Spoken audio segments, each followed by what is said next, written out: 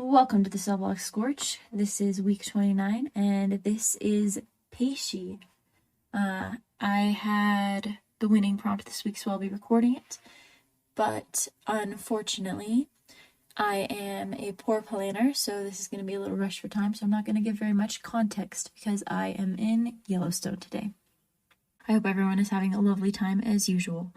The prompt was Stop the Presses, and that was a prompt from Lost. The title of my piece is Happy 19th Again. There are a lot of transitions that are marked by a font change in this piece. It's not really a piece that was designed to be read aloud. It's probably better if you go and read along on the Patreon because I'm sure the recording won't do it justice. Not that it's, excellent in reading either. But here we go. The sudden violence with which my world shattered shocked everyone around me. Everyone, that is, except him. William Lancaster, known to his friends as Kyler Vance or Kai for reasons unknown. Kai is that one friend that everyone has, the guy who is late to absolutely everything, never turns in his assignments, falls asleep in class, disappears for hours at a time, intently stares off into space, is easily distracted by nothing, but everyone tolerates anyway because he's friendly and sweet.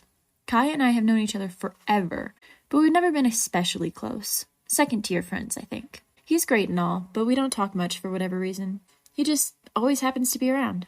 I run into him everywhere anyway, so I end up inviting him to stuff. Stuff like birthday parties. Today, I turned 19, and my besties prepared a grand bash that everyone who's anyone was invited to. Kai showed up early, which was a huge surprise. He was acting strangely, too, way more focused than usual, with a kind of intensity about him. That, and he was hovering, like a mother hen. It was ridiculous. He followed me all over the house. He ended up in every stupid photo. We couldn't understand what was up with him. Crazy boy. It was a little weird, but everything was basically normal, and the party was a great success. I know I enjoyed myself immensely, and I think everyone else had a lot of fun, too. Until I started opening presents. I opened Jessica's first and read the card out loud. Happy birthday, Abigail. You're 19. Stop the presses. Stop the presses, stop the presses, stop the presses, stop the presses, stop the presses, stop the presses, stop the presses, stop the presses, stop the presses, stop! Stop the presses, stop the presses, stop the presses.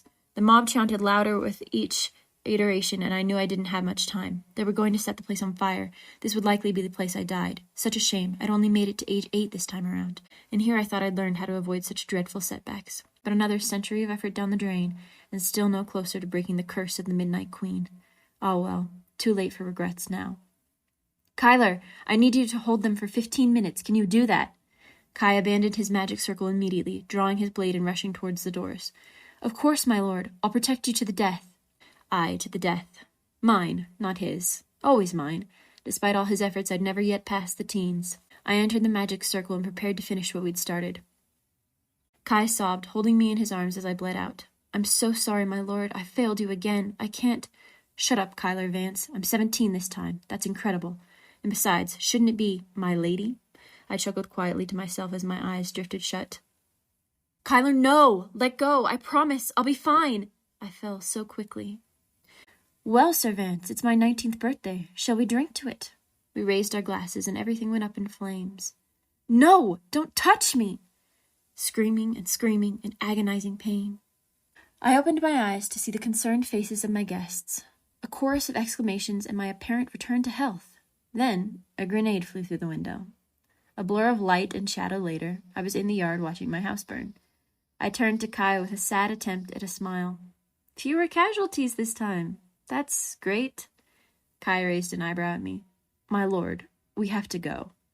What, I'm not allowed to cheer you up after you spent 19 years protecting me from afar, waiting alone for my memories to return, fighting battles every day? Your life is so bloody depressing I could scream. Kai, my true, loyal, only friend, if you don't crack a joke right now. You're very pretty in this form, my lord. That lovely hair and those angelic features, I can't help but... You're an idiot. Let's go. Right, so that was the Scorch. A lot of rapid flashbacks indicated by a change in font, like I said. It's a reincarnation thing, so it was meant to be a little chaotic there. I still think it's better being read. But I hope y'all enjoyed.